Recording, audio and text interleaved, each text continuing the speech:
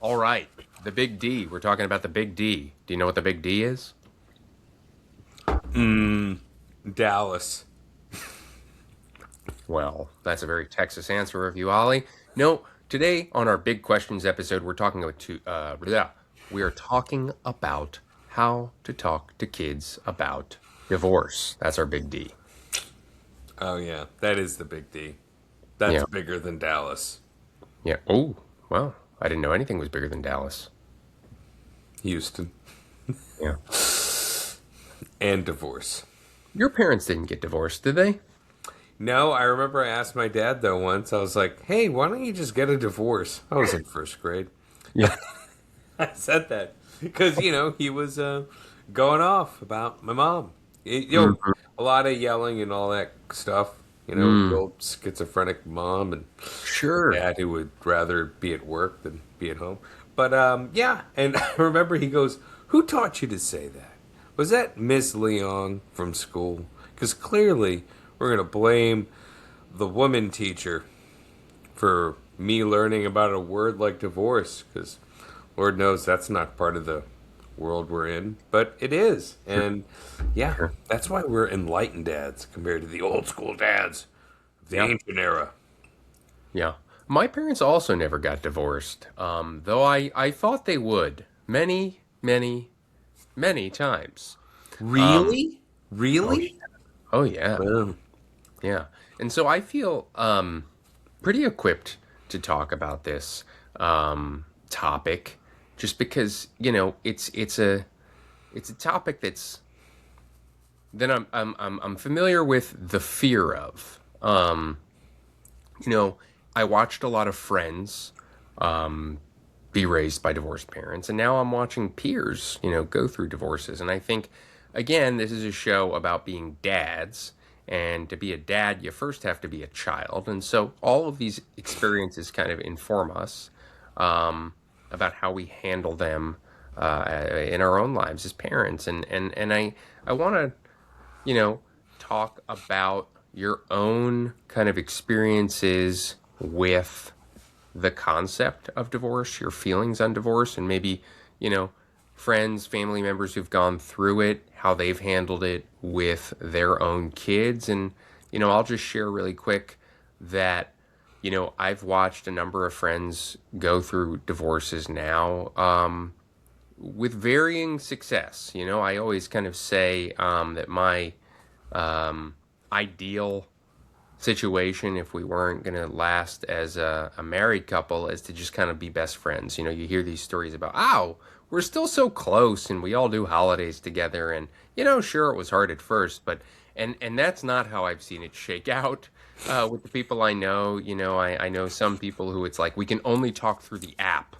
It's so contentious and so bad, and you just watch their child being, this volleyball just passed back and forth and just slammed down into the sand. Haha, I won that point. And it's like the kids hurt, treat the volleyball with some respect. That's Wilson. And so I'm curious, like, I imagine you're well, I don't have to imagine. I know you're a man of 48 years and you've seen some stuff. So talk to me about your experience in the wild with watching divorce and how it's affected the kids.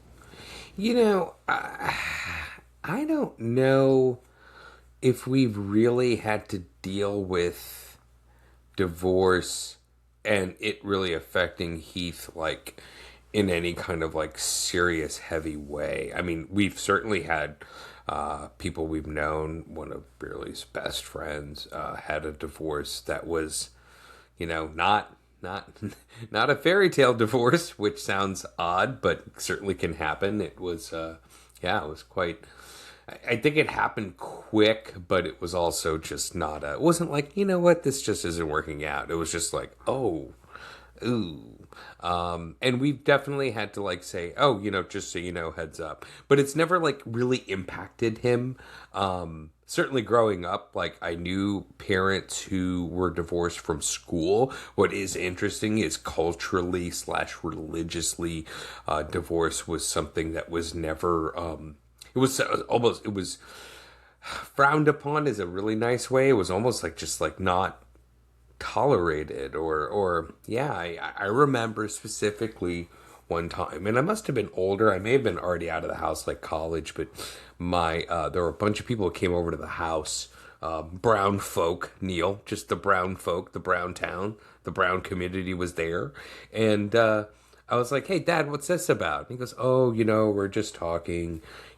These couples having a tough time, and they're talking about having a divorce." And I was like, "So they're gonna get a divorce? Let them." And he's like, "No, no, no, we can't let that happen." I'm like, "What is this? We can't." Like, I was like, "What? Like, just let it. This is, if it happens, it happens." A very This is different kind of. America. We can do whatever we damn well I please. know. This is why you came to this country, to ditch her. Yeah, Peace out, come on. or dump the guy. What a bum. I don't know. So I have like this kind of like this cultural element of it, of like how it's like kind of quote frowned upon. However, at the same time, like it, frankly, it scares me. You know what I mean? I do not want to get divorced. Yeah, and there is something to be said about growing up where your parents essentially were together the whole time. Although I will say this, in some ways, my parents kind of did get divorced, because at the very, very end, my mom would not, when they were in a assisted or a skilled living facility, the geriatric psych doctor was like, "Oh yeah, I have to separate them, because if she sees him, she will go off and lose it and go bananas." So in some ways, they were separated, literally, even if not on paper, but physically. That's Tell me, actually was what that happened. hard for you as a 40-year-old man? Nah, I was. I mean, I'll be honest, and I don't know. Yeah, it was the end. The end. My parents getting into a facility was a total shit show, and part of me will always look back as, was I a bit of a failure as a son, because I wouldn't give ground and basically leave LA and go, okay, I am now going to have to like deal with my parents like massive decline. I had tried for Yeah. years and years and years to get them out of the house. And I did this as a married man, then a married man with a child. Like, what are you going to do? What's the long term situation here? And it was always met with resistance from my dad, Mm. until literally I would get these phone calls going, "Oh my God, it's really bad over there. You need to, like, do something." And I'm like, "Why? It's I'll try, and I've been trying to do something for a long time." So at that stage, that was the least of the issues. Right. The biggest issue was like, how do they survive spending $14,000 a month to live? That was a bigger. Yeah, I know, right? Sure. But back to current era. Yeah. It's weird. It's like I'd have to think about it. Like, is this gonna sound weird to say? But I feel like there aren't. We you know what, we have had friends who, as like fellow parents, you know what I mean, not like old school Sure. friends, Sure. but you're like, "Oh yeah, they got divorced and they both ended up finding new partners and they're remarried, and there you go." Yes. And and life moves on, but yeah, it's weird. It's like, I don't know. I think about I don't know. It's really weird. I just also, part Well, of it too is, yeah. Go ahead. well, I'm curious, because I don't know really, but you guys strike me as having a very um, healthy, productive, good relationship. Has there ever been a danger of, I don't know, this is going to work out? And then Yes, loads. follow up, Yeah. Okay. aware of that. Um, you know what? I mean, we'll just, the cards on the table. There was a little while ago where he was definitely aware of like us having like a conversation, and like a lot of it is just like, things aren't always sunshine and rainbows. We have gone through marriage counseling before. Yeah, there've definitely been bumpy roads for sure. Yeah, yeah, there's a time where I was not in the house for a minute, many, many, many years ago, for like a day or two. You know what I mean? Taking some time, whatever. But yeah, yeah. But I mean, I am not a confrontational person. I Mm. am not one who I bury the negative, to a degree. And also too, I think like there's just ways to process it. And obviously like there's a way two personalities simply exist and coexist, and at some point you kind of realize, okay, like this is what's working for us. You kind of do. I'm seldom the bad cop. The other day I was the bad cop as a parent, and I got some props for that too. But yeah, yeah, it's nothing. Nothing's easy. Nothing's simple. It is not all like perfection. It's just I don't know, man. It's just like being a parent. It's like I don't consider myself a perfect. Well, obviously not a perfect, but like, am I like a master father? Am I a master husband? No, no. I am just. I'm a husband and I'm a father. That's yeah, like I think I'm even Steven. I think I grade myself with a solid B, maybe an 84. Not bad, not bad. You You know, know, Shira likes to say, um, fathers take parenting pass fail, and moms are graded on a curve. I like that. Good, right? Yeah, yeah. Um, yeah, it's funny. The big shift for me, I think, was because growing up in a house where there was a constant threat of the family breaking up, um, just constantly. This is Hmm. it. It's over. It was the threats. You know, they were so normalized that I too, I imagine at one point or another was just like, just do it then. Just do it. Get divorced Hmm. because the uncertainty was so difficult. But of Right. course, life is uncertain. I think the key is, and this is the divorce episode about how to talk to your kids about divorce. But again, we want to talk about our own experiences because it all folds into how we learned to talk about it and how we will. Is you got to learn to live in the uncertainty, but you don't have to make it your kid's problem. And I think we try to not make our kids aware of any, difficulties we're having or strife and I think one of the big learning curves for me as an adult in a relationship was to stop making it so all or nothing. We're either together or we're not. I think I spent a good chunk of the early part of our relationship before kids, especially, of is this going to work or is it not? And at a certain point, you know, you're in the relationship. If it's not going to work, you'll know it will blow up. But I think I kept, and this is part of the OCD of needing to know for certain, is this the right person? Is this being handled correctly? Are we doing this right? Is this what the relationship should? Well, you're in it. You chose this person, right? And so part of it is working through it. And divorce really is that last straw. And I think something that I learned, through early marriage was just like, don't throw that word around. You know, it is a weapon. It is a bomb. It is serious. You don't say, well, then maybe we should get divorced. And I think again about my childhood. That phrase was uttered a lot. It's not Hmm. helpful. It's not productive.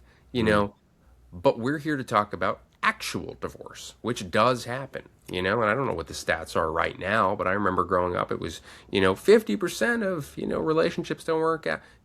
I would say before marriage, 100% of relationships don't work out. I mean, unless maybe some people cohabitate until they die. Yeah. Yeah, relationships end. But, that could be really scary for a kid, especially if you grow up with a family unit with two parents who are together. So that's what we're here to talk about today. Today's big question is how to talk to your kids about divorce.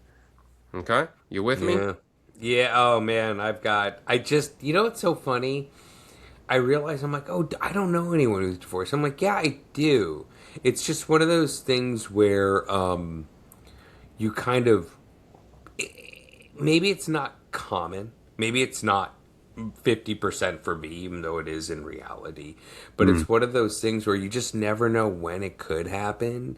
And it right. is interesting when I think about a few times where I hear the stories of, because you kind of discover a divorce sometimes, right? Okay. Sometimes you're like, oh, wow, you guys aren't together. I've been doing the math. You said I'm at my girlfriend's place. Wait a minute, girlfriend, you're married, you have children. And I think a big part of it too is because, I have a kid who's 14, and although we know some people have been divorced later, it is interesting, like the stages, right? Do you do it? When do you do it? Well, I mean, it just happens when it happens, I guess. But there are some people who are like, once those kids are kind of out of the house, Yeah. or like high schooly, it's like a quote a little easier. I don't know. It's weird. It's a really weird thing. It's a weird thing. Yeah. Talk about Yeah. Yeah. taboo. It's a little taboo. Yeah. Well, and that's a whole other thing is staying together for the kids. Is that better? Is that not? But we're talking about you've made the decision. It's happening, right? That's so, what you want to do is reframe this notion that like divorce is good or bad for kids. Obviously there's a lot of, experts out there, experts who are like, divorce is good, divorce is bad, don't do this, don't do that. Divorce doesn't have to damage your kids. It's the manifestation of what happens after the divorce. These parents who are kind of creating conflict, forcing loyalty tests, asking their kids to keep secrets for them. These are the things that cause instability. So we know there's no perfect way to do this, and we're just here to offer some toolkits for how to talk to your kids about divorce. So first, why does divorce hit the parents so hard? Why is it so hard for us to talk to kids about stuff like this? Well, parents who are going through a divorce, might feel like guilt, like they failed their kids. They might feel a fear like their kids are going to be worse off, not being in that original family unit, that they had come to expect. And obviously, there's a cultural narrative about the shame of divorce. Again, even though it's so, so common, perhaps even more common than marriages that stay together, there's this cultural narrative about the broken home. It's broken. Something is broken, the society likes to say. And so it makes these conversations a lot more difficult to have. But as we know, we got to have the hard conversations. We got to talk to our kids about this stuff. And if you are getting divorced, you got to know how to do it. And if you don't want to read a book or spend, $18.99 at Barnes and Noble or Amazon.com, well, you're in the right place because we did the work for you. So, as always, kids do best when parents regulate themselves first. You don't want to come in like a Tasmanian devil. Perhaps you've been on a plane in the last couple decades. They tell you put your oxygen mask on first. So make sure you are calm and ready to have this conversation. The parental instinct is to overshare, over-explain. You don't need to do that. You also don't want to undershare, there are some parents who are like, well, we're just not ready to tell them yet. You've been separated for a year. It's time, you gotta lock in. You gotta share the news, and you gotta figure out how to do it. So you don't want to overshare. Well, your father's secretary got a little friendly. No, and you don't want to undershare. Everything's fine, honey. We'll always be a family. No, kids know.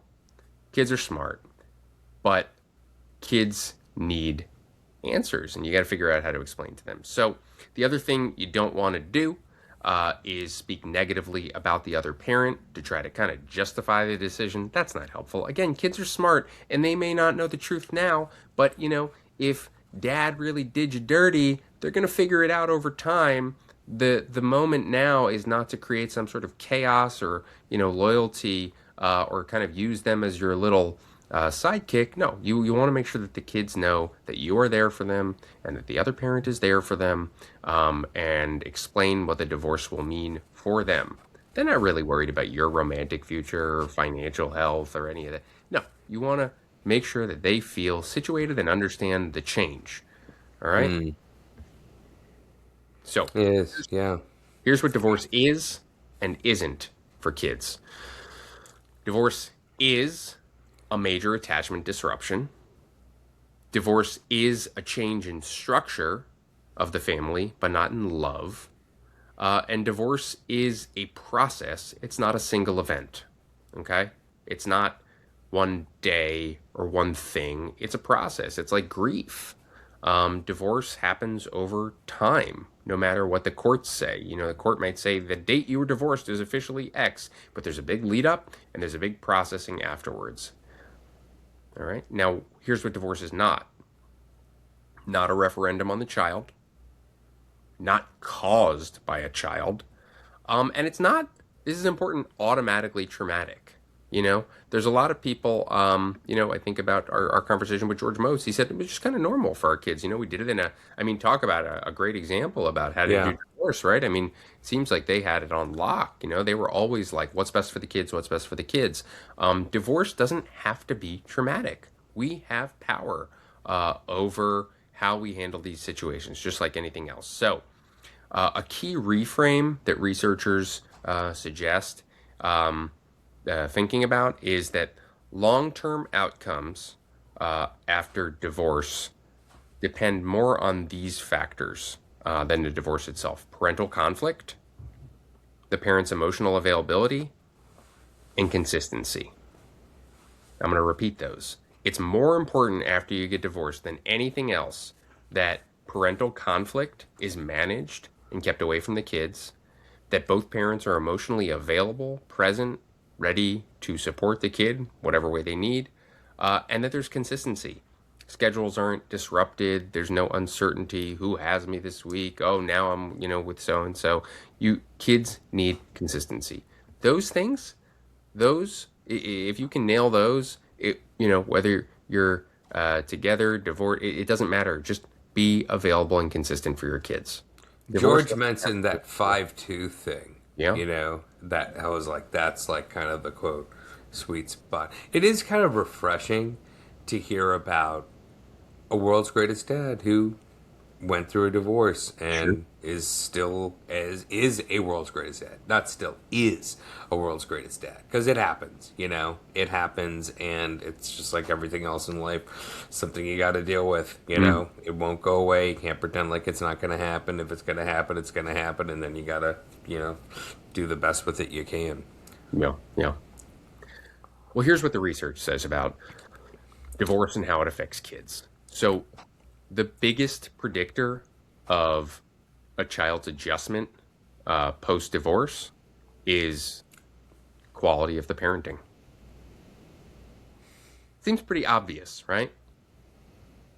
But you can't let a divorce affect your ability to be the best parent for them, right? You may be going through stuff. You may feel angry at your ex. You may feel angry at yourself that it didn't work out. Doesn't matter. Got to show up. It's like that thing of like, no days off. You're a parent. And so your child's well-being, their mental health, their physical health, their ability to thrive and be set up for success, it's not different if you're single or you're together. So I think that people forget that. So the biggest predictor of your child's adjustment is just the quality of your parenting, no matter whether you're together or not, post-divorce. That seems to be the thing, at least with George, because he was our divorce dad we spoke with. But the fact is, in the divorce, the marriage has ended, but the co-parenting hasn't. That seems to be the key in terms of managing best outcomes for the kids, Sure, right? sure. So when do kids struggle with divorce most is when they feel blamed, which is a terrible thing, whether, explicitly or they just get a sense that it was my fault. For a second, I was going to say whether it was true or not. I'm like, Neil, come on. Jeez. Yeah. It's never a child's fault. But yeah, when a kid feels blamed for a divorce, certainly it's a bad thing. And then when they feel responsible for an adult's emotions, it is never a kid's job to console a parent, to help their parent process their relationship, their divorce. It's just not. And so if you want your kid to have complicated feelings toward you and potentially a difficult relationship when they're adults, make them your little therapist. Make them have to help you through your divorce. Make them responsible for your emotions. But if you want them to be well regulated, keep it separate. Yeah. Now, what are the protective factors? Research says, like we kind of discussed, predictable routines. The kid should know, oh, I'm here on these days, I'm here on those Mm-hmm. days, this is our schedule. Low interparental conflict. Keep it civil, even if you're seething and white knuckling, which hopefully you won't have to. Hopefully things loosen over time. I mean, anecdotally, you always hear those stories from people where, oh, my brother's wedding was tough because my mom was on one side, my dad was on the other. They hadn't seen each other in 15 years. It was so Mm. tense. That doesn't happen overnight, right? And then you hear those stories. Ah, it was a great wedding. Now my parents haven't been together for decades, but they walked us down the aisle together, and I saw them laughing. It's possible. And again, it doesn't have to be. It could be somewhere in the middle, but I think that starts immediately. That starts, with the way you choose to break up, and I think it shows a sign of a healthy adult, and you're modeling, for your kids that it doesn't have to be acrimonious. So predictable routines, low interparent conflict, and you want to give your kids, again, these seem so obvious, but people need to hear it, Ali, permission to love both parents equally, even if you think the other parent sucks. They can love them just as much as you. They need to Yes. feel permission to love both parents. It's interesting too because much as you've always said, being a parent doesn't end just when your kids grow up. You're always a parent, and you are going to have to. Well, I mean, in ideally, and it's very hard to kind of. We're not here to like talk about how to handle a divorce between two partners, but it is something where it's like you probably may have to see your ex again, because you are a family, you have kids, and there's an opportunity for civility to happen. I think about the events of Godfather 3, where I believe, Diane Keaton and Al Pacino were civil. We're civil all the way up to Sophia's assassination. Spoiler. Ready for the toolkit? All right. How many tools do we have in this divorce toolkit? We're going A through H. All I right. feel like usually H is the cap, but I was ready for. I mean, Z would J? be it'd be nuts. 26 J? tools. Yeah. Yeah, we're going A through H. All right, here's the how to talk to your kids about divorce toolkit. Tool A: deliver a unified, simple message. You're not doing this on the fly. You guys are getting divorced, you need a core script going into this. You want to say things like, we've decided not to be married anymore. This is an adult decision. You did not cause this. This is not your fault. We both love you. We both will always be your parents. I mean, again, the obvious stuff that you gotta unfortunately prepare for because things can go sideways. These are stressful situation having to break the news to your kid, and you want to make sure that knowing that they will likely remember this conversation for a long time to come, that the things you say are intentional, as they may be burned into their memory. Okay, so tool A: deliver a unified, simple message. Tool B: repeat this message a lot.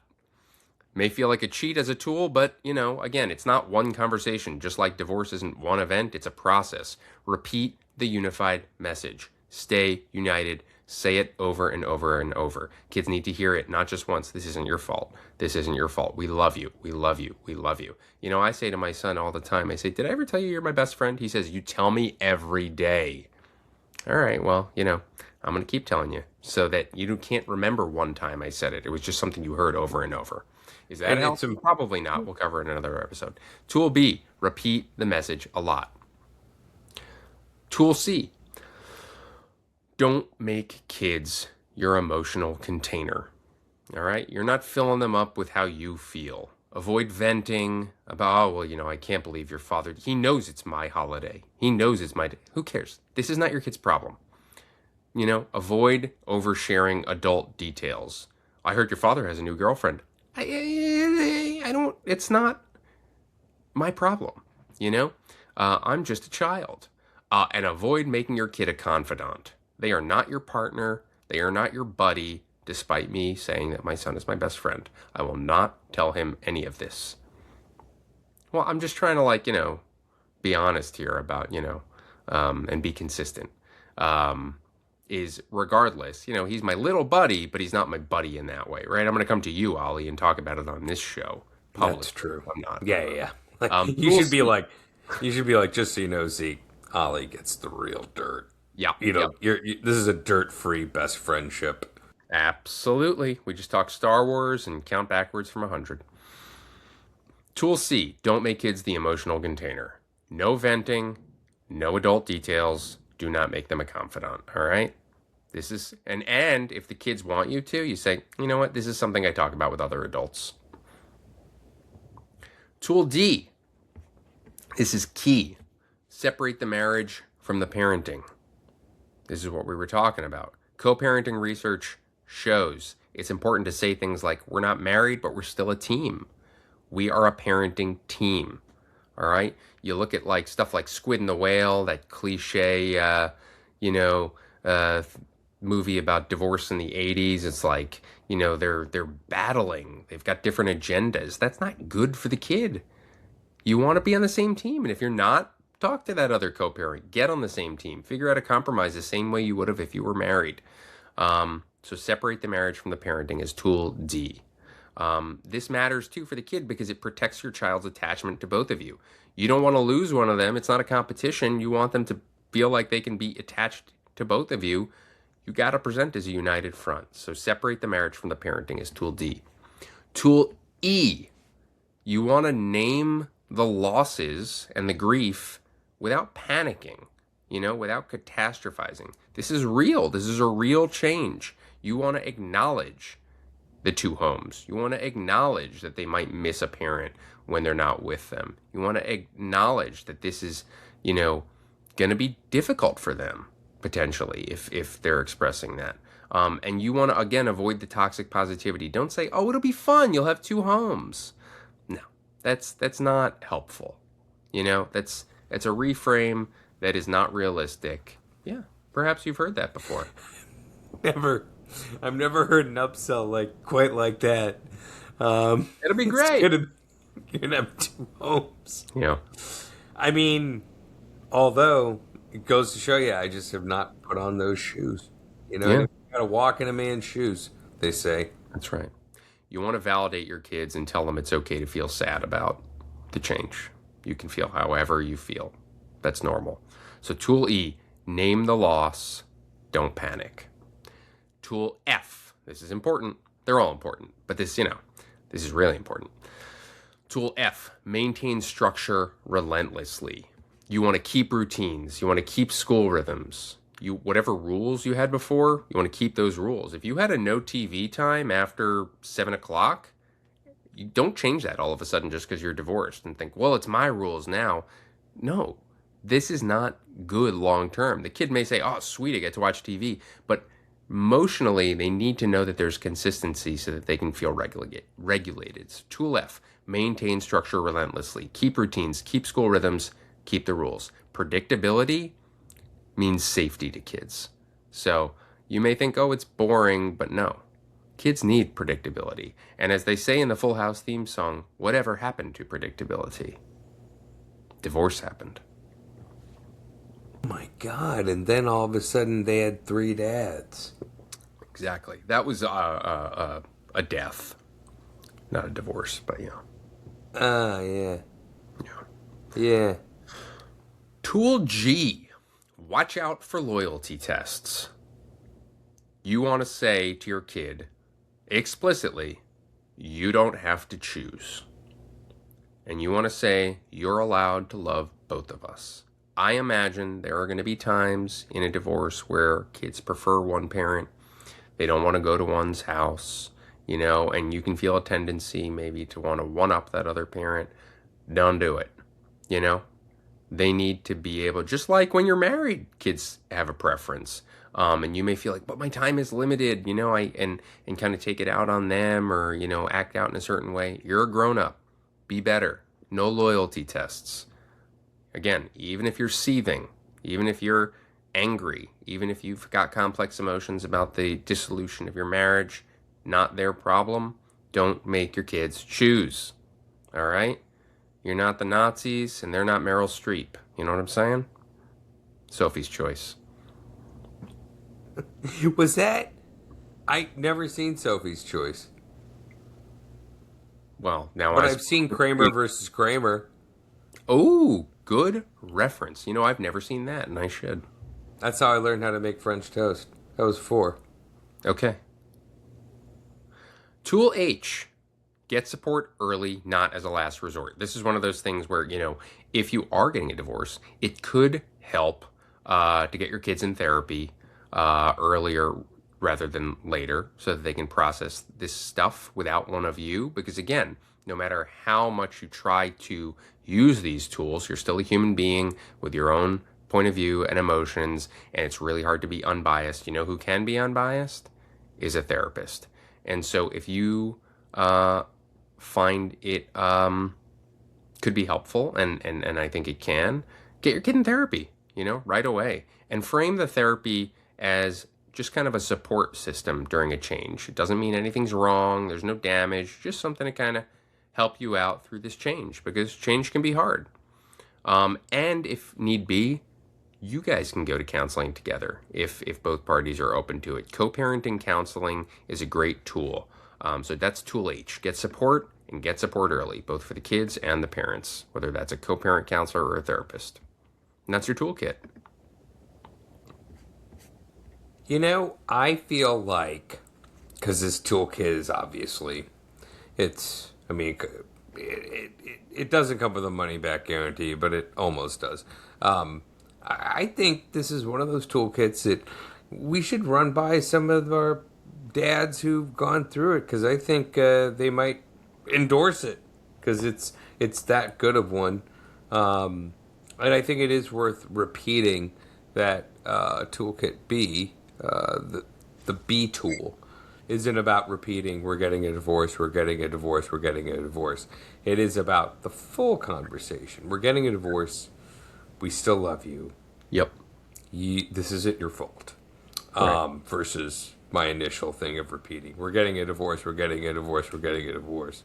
But sometimes you do have to hear big news twice. And the other reality of it, too, is as a parent, the job comes with delivering the good news and the not so good news. So, this is all part of it. This is the life we've signed up for when we became made men, aka Ooh. dads. This is true. So let's go through the advice for how to talk to kids about divorce by age. So when your kids are 3 to 5, their concerns might be that they're going to be left behind, abandonment. It's that where did you go phase, not really understanding. I mean, they're used to two parents together all the time. What could help ages 3 to 5 when you're going through a divorce is just simple explanations.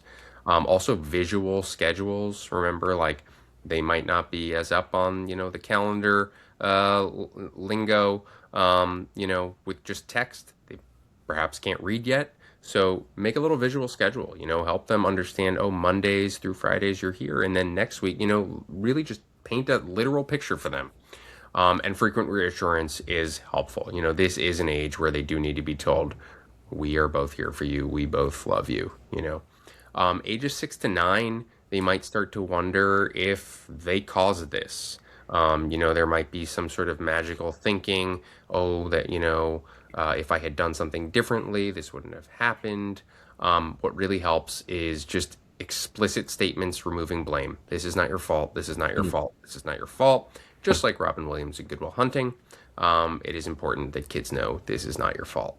And create space for questions. You may not want to answer them all. You may choose not to because it's not appropriate, but let them ask. Let them ask whatever they want. This is, they need to feel like it's a safe space to be inquisitive. Ages 10 to 12, this is where we can start to get into that territory of loyalty conflicts, anger. Who do I belong to now? Who's, my real parent? Well, they're both your real parents. What helps? Honesty, honesty, honesty. Give them emotional permission to feel however they feel and express it however they like. And again, that consistency. You got to be consistent. They need to know this is our routine. This is how we do it, even though we're not together. This is your schedule. These are the routines. It doesn't change just because your parents are no longer married. Teenagers, you start to run into this risk of cynicism about relationships in general. Well, if my parents couldn't stay together, what's the point of relationship? Are relationships real? Who can I trust? They might start to over identify with one parent over another. What really helps with teenagers, they say, is make sure they feel autonomy to, you know, associate with whoever they want in whatever way they want in terms of both parents. Make sure that you have honest conversations, but keep those boundaries. Again, you don't want to be oversharing, even though they're teenagers now, even though they might be going through their own relationship stuff. This is not the time to go, oh, all right, well, now you're ready to hear about the affair. Nope. Keep it tight. You still want to model respect and respectful co-parenting. And that's the age by age guide.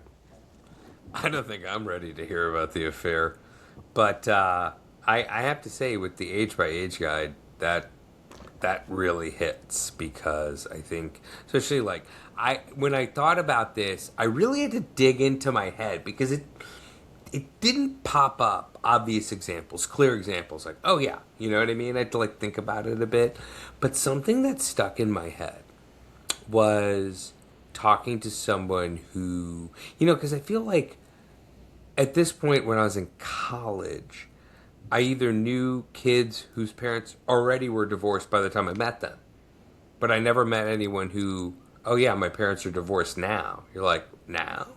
It happened now? Why now? Why not? I thought that just happened before I knew you. And something that the person said that stuck to me all these years later was, yeah, they were staying together for me. And once I was in college, didn't need to anymore. Yeah, it's just crazy stuff. It's crazy Sure. stuff. Yeah. But we endure. Divorce is common.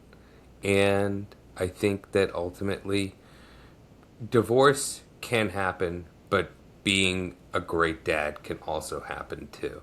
Sure. They can happen together, They and can. co-parenting is key. Yeah. Get the And the thing toolkit, is, folks.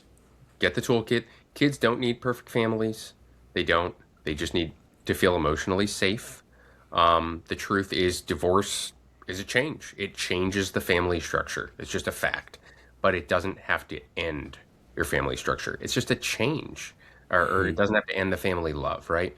I think it's important to remember that divorce is not one, talking to kids about divorce isn't one conversation. Obviously, in film and TV, it's that climactic, breaking the news, but it is an ongoing conversation, and that's what will allow your kid to process it successfully, the ongoing conversation of it all.